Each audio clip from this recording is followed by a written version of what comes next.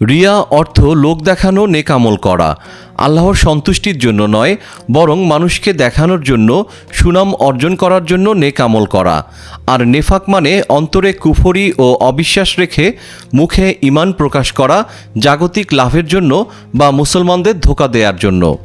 রিয়া ও নেফাক এমন ব্যাধি যা মানুষকে ঈমানের বাইরে ঠেলে দেয়। রিয়াকে হাদিসে শিরকের সমতুল্য বলা হয়েছে। আল্লাহ বলেন, আমি শরিকদের মধ্যে শিরক থেকে সবচেয়ে বেশি অভাবমুক্ত। যদি কেউ কোনো আমল করে এবং তাতে আমাকে ছাড়া অন্য কাউকে শরিক করে, তাহলে আমি তাকে এবং তার শিরককে তাদের অবস্থায় ছেড়ে দেই। সহিহ মুসলিম ৭২০৫। আর মুনাফিকরা সবচেয়ে নিকৃষ্ট কাফের। কোরআনে এসেছে মুনাফিকরা জাহান্নামের সবচেয়ে নিচের স্তরে থাকবে।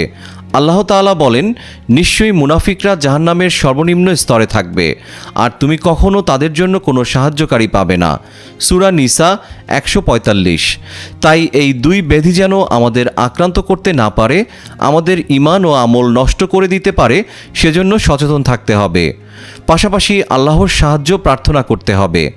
আল্লাহর সাহায্য ও তৌফিক ছাড়া নিজের সামর্থ্য ও শক্তিতে হেদায়েতের উপর অটল থাকা, শয়তানের ধোঁকা থেকে আত্মরক্ষা করা এবং নেক আমল করার সামর্থ্য আমাদের নেই।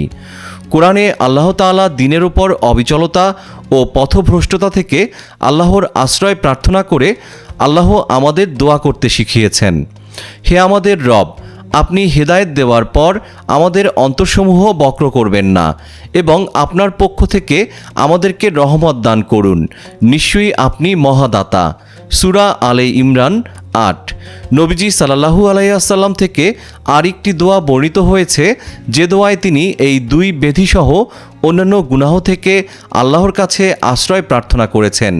উম্মে মাবাদ রাদিয়াল্লাহু থেকে বর্ণিত, তিনি বলেন, আমি আল্লাহর রাসূলকে দোয়া করতে শুনেছি, হে আল্লাহ, আপনি আমার অন্তরকে মুনাফিকি হতে, আমার কাজকে লোক দেখানো হতে, আমার জবানকে মিথ্যা বলা হতে এবং আমার চোখকে খেয়ানত করা হতে পাক পবিত্র করুন।